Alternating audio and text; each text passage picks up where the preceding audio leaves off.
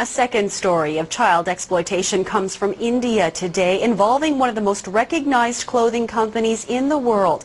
A factory producing garments for the Gap was raided, and children as young as 10 were found working under terrible conditions. In the fall of 2007, while many students went back to school shopping to pick up the latest styles, police raided a sweatshop in Delhi, India, and found child workers, some as young as 8, housed in pitiful conditions working on clothes that the Gap admitted was destined for their stores. The factory had rooms crammed with children and adults working on embroidery tables. The air was pungent with the stench of open toilets. These children worked, ate, and slept in the same rooms with their belongings stacked above them on shelves. One of the boys was found working on the embroidery table with open wounds on his face and limbs. He was suffering from chickenpox and had not received any medical treatment.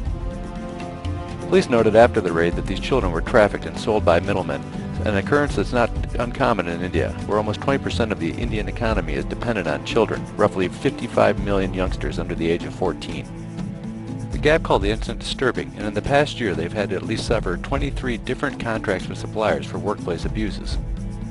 However, the Gap still holds huge contracts in India, which boasts one of the world's fastest growing economies. However, over the past decade, India has also become the world capital for child labor.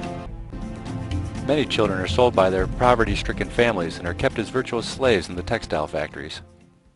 Although the truth behind the labels has finally become public, it is far from common knowledge and is easily disregarded by many who are caught up in the highly consumerist culture that America's economy thrives on. Says high school junior Jordan Lay, "I know a lot of stores that I shop at have done illegal stuff, but they have great clothes, and I figure one person won't make any difference anyway." But the truth is, you can make a difference, and here's how. For one, we can reduce the amount of clothes that we buy, and also we can reuse clothes that other people have worn. Simply reducing the amount of clothes and shoes we buy has a tremendous impact for other nations who make our clothes, sometimes under sweatshop conditions.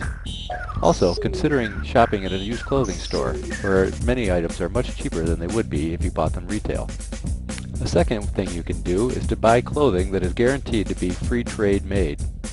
Free trade clothing is guaranteed to be made by union members who are well protected and well paid. Tags like this one indicate clothes that have been made by free trade employees. And stores like American Apparel sell only free trade clothes. A final thing to do is to get active. Does this mean that you have to march through the streets of New York protesting sweatshops?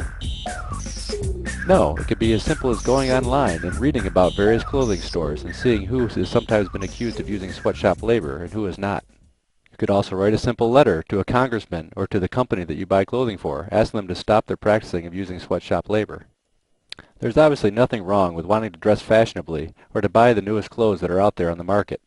But we must understand that even the purchase of a simple sweater or a pair of jeans often is destroying the lives of people halfway across the globe. So please, think before you buy.